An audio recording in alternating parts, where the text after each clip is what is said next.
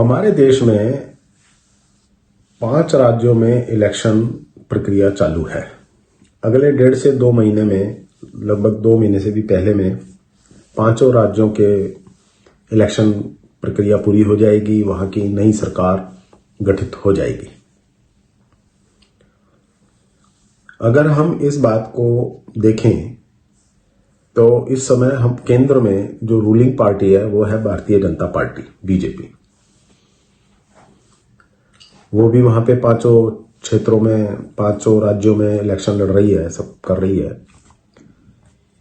एक बात हमने नोट करी कि हमारे देश के माननीय प्रधानमंत्री जी सिर्फ एक राज्य में अकेले 20 रैली कर रहे हैं। 20 रैली कर रहे हैं से मतलब इलेक्शन के लिए जो उनका कैंपेन होता है, इलेक्शन कैंपेन, उसका वो हिस्सा है। तो 5 राज्यों में क्या हर एक में 20-20 रैलियां करेंगे? अगर हर एक में 20-20 नहीं करेंगे तो क्या वो भेदभाव कर रहे हैं कि किसी में ज्यादा करेंगे, किसी में कम करेंगे? तो ऐसा क्यों है? और दूसरा विषय ये है कि देश का प्रधानमंत्री अगर एक एक राज्य में इतनी रैलियां करेगा तो पूरे देश का प्रधानमंत्री है, तो क्या वो बाकी सब काम छोड़ दिए उन्होंने? तो देश का काम कौन करेगा इस समय? देश के अंदर देश का प्रधानमंत्री रहते हुए और वो देश के काम ना करके और अपने पार्टी के एजेंडे पे काम करे, करना पड़ेगा, करना चाहिए। राजनीतिक पार्टी है, अपनी पार्टी के एजेंडे पे भी तो काम करना ही पड़ेगा। लेकिन समय का मैनेजमेंट कैसे होगा, ये एक साधारण आदमी को समझ नहीं आ रहा है। ये थोड़ा सा विषय है जो हमें समझना पड़ेगा। वो जरूर अपनी पार्टी के लिए काम करे, अपनी पार्टी का कैंपेन करे, सब कुछ करे, लेकिन इससे इलेक्शन प्रभावित होता है। वो देश के माननीय प्रधानमंत्री है, जब वो कहीं जाते हैं तो वहां का पूरा प्रोटोकॉल उनका प्रधानमंत्री का चलता है, जिससे वहां के अधिकारीगण, शासन प्रशासन दोनों को उस तरीके की व्यवस्थाओं में रहना पड़ता है। और जनता तो आकर्षित होती ही है। प्रधानमंत्री जी आए हैं, मंत्री जी आए हैं, उनसे वो प्रभाव तो होता ही है। तो इससे कहीं ना कहीं इलेक्शन प्रभावित भी होता है, उससे वो मानसिकता प्रभावित भी होती है। तो क्या वो भारतीय जनता पार्टी अपना इलेक्शन कैंपेन ना करे? बिल्कुल करे।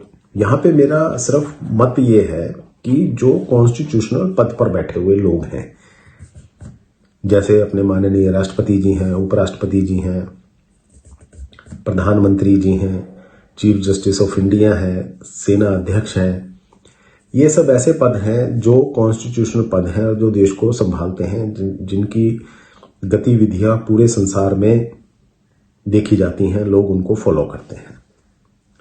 तो ऐसे लोगों को ऐसी चीजों से मुझे ऐसा प्रतीत होता है कि बचना चाहिए। उनको डायरेक्ट इलेक्शन कैंपेन्स में, इन सब में नहीं जाना चाहिए। कहीं ना कहीं वो प्रभावित होता है।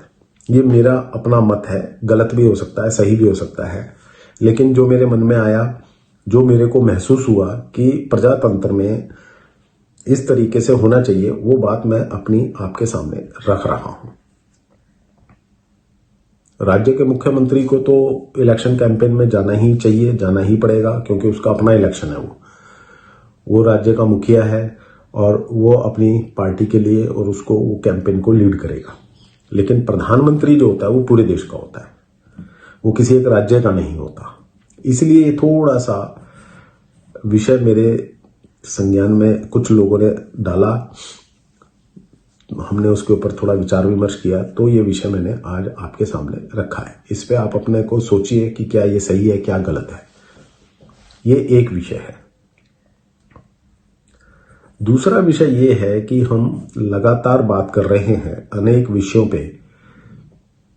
कभी हम पोल्यूशन पे बात करते हैं, कभी हम इंडस्ट्रियल पॉलिसी के ऊपर बात करी है हमने, कभी स्वास्थ्य की ऊपर बात करी है, कभी खाद्यान्न के ऊपर हमने बात करी है, किसानों की समस्या के ऊपर बात करी है। हमने सभी तरीके की बातों पे, विषयों पे बात की है, बात करने की कोशिश की है, संवाद करने की कोशिश की है। हमने लोगों से बातचीत करके अपने मत यहां पे आपके सामने प्रस्तुत किए हैं। लेकिन क्या उनसे कोई हल निकल रहा है? क्या कोई उनसे हल निकलेगा? मेरा मानना यह है कि जब तक हम लोगों से बातचीत नहीं करेंगे तब तक किसी बात का कोई हल नहीं निकल सकता। बातचीत से ही किसी विषय का कोई हल निकल सकता है और उसी से निकलता है। हम इसको एक प्रकार की ब्रेनस्टॉर्मिंग कह सकते हैं कि वे लोगों से बातचीत कर रहे हैं और उनके अलग अलग व्यूज आपके सामने आएंगे, उनका क्या मत है वो सब आपके सामने आएगा, जिससे कि हम किसी निष्कर्ष पर शायद निकल सकें। अधिकारीगण जो बहुत ज्यादा अपनी कार्यशैली को ठीक ना करने में मशगूल हैं, उसके ऊपर भी थोड़ा सा ध्यान देना पड़ेगा। इसको कैसे दिया जाए ये बात आप सबको समझनी है। इस विषय को हमें पुरजोर तरीके से उठाना है। ये कैसे होगा, कब होगा, ये देखना है। आज जितने भी इलेक्शन दिल्ली और इंडिया में हो रहे हैं 5 राज्यों में, वहां मुद्दा क्या है? एक ने कहा खेला होवे और एक ने जय श्री राम का उद्घोष लगा दिया। वो हमारे भगवान है, पूज्य हैं। हमें कोई भी काम शुरू करना है, हम अपने भगवान का, आराध्य का नाम लेकर के काम को शुरू करते हैं, लेकिन वो इलेक्शन का एजेंडा नहीं हो सकता।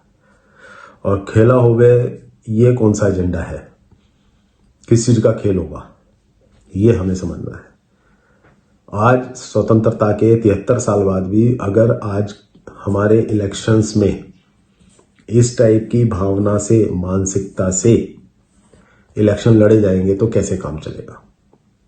बंगाल में खुल के देख लीजिए, खूब खुल करके मारकाट हो रही है, मार पिटाई हो रही है, दुनिया भर का हिसाब किताब वहां पे चल रहा है।